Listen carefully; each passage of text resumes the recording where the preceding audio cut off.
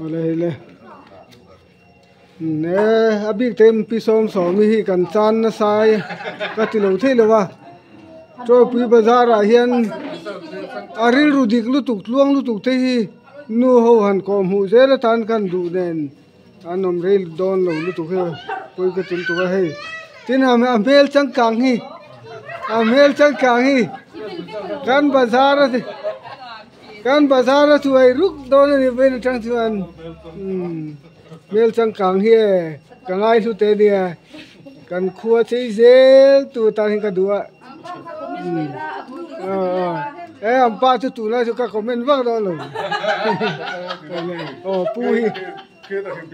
pu hi kan tilang te ani ngai om le don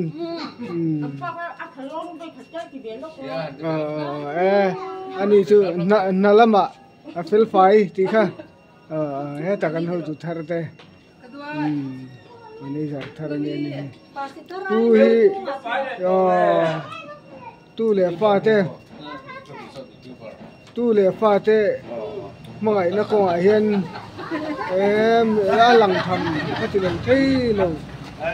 dang do an nu te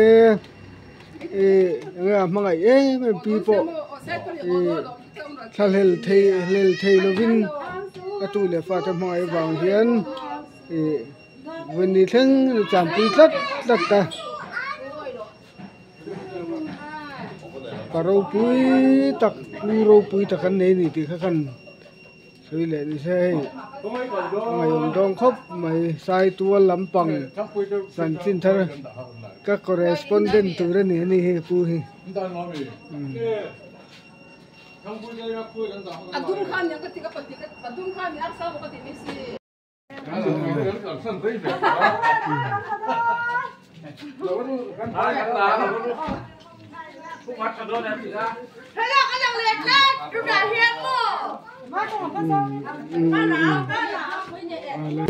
veteran Tawipui bel zai pol te hei an hazir an ria chila an bengor le men chol heta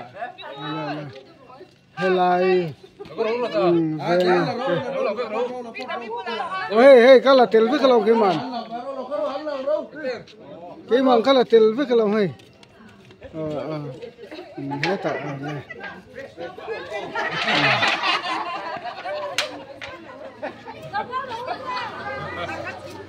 heta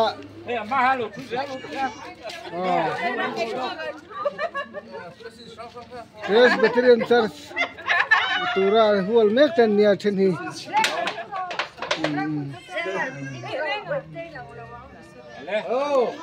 khot ni tu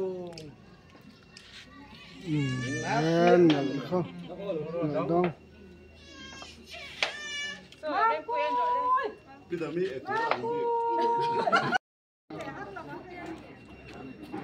la hey an chi bai clear bye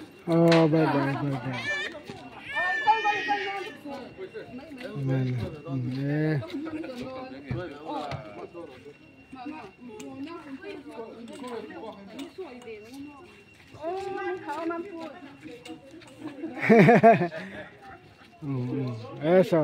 bimar ini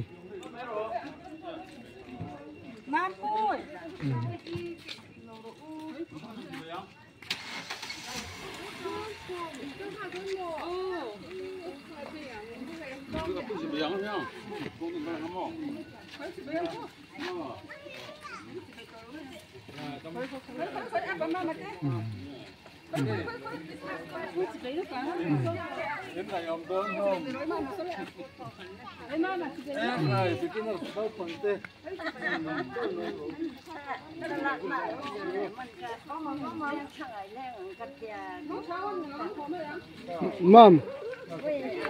Every lo min mo.